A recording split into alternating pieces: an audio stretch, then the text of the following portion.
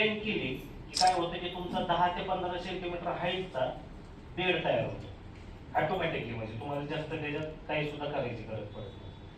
10 ते 15 सेंटीमीटर झाला हे काळ्या जमिनीत, जिथं पाणी धरून क्षमता आहे काळ्या जमिनीची त्या आणि काळ्या ज्यांच्या हलकी जमीन आहे किंवा पाण्याचा नितारा जास्त होतो तर त्यांनी 1.5 फुटातच बेड वाढायचं. किती? 1.5 फुटाचं. आणि सेम तशीच माती ओढून घ्यायची.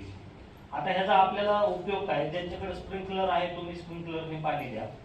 ज्यांच्याकडे स्प्रिंकलर नाही त्यांचं काय होणार की तुम्ही पाणी कमी पडल्याच्या नंतर त्या दोन्ही सऱ्याने पाणी जरी सोडलं तरी ते पाजरत वरती येतं.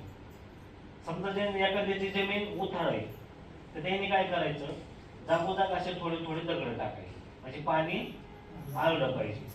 आणि दुसरं या आपल्याकडे सहसा काय पद्धत आहे की एकाच दाऱ्यावर सगळं पाणी सोडतं. तर तसं न करता 2, 3, 4 दाऱ्यावर असं पाणी सोडायचं. म्हणजे काय होईल, हलकस पाणी जाणार आणि तुमच्या भिजत भिजत ते वरती येणार पाणी. बरोबर. तुमचं जर जास्त पाऊस झाला तर ऑटोमॅटिकली काय होणार, त्या सरीने पाणी निघून जाणार. म्हणजे तुमच्या शेतात पाणी साठल का? म्हणजे दोन्ही फायदा होतो. बरोबर.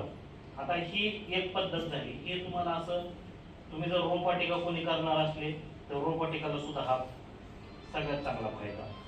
लागवड करणार असले ज्यांच्याकडे ड्रिप आहेत, आता ड्रिपवर कांदा तुम्ही बघतात बघा, आपण कांदे वाफेवर कांदा लावला जातो.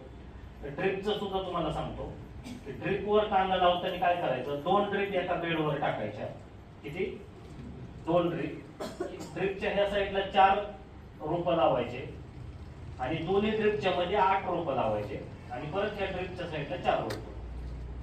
पण त्या ड्रिपचा डिस्चार्ज तुमचा प्रति तास 3 लिटर ते 4 लिटरचा पाहिजे. आता ते जमिनीवर डिपेंड आहे. तुमची जमीन म्हणजे हलकी किंवा भारी ह्याच्यावर सगळं ते असतं. त्याच्यामध्ये 2 लिटर पासून 4 लिटर पर्यंत आहे.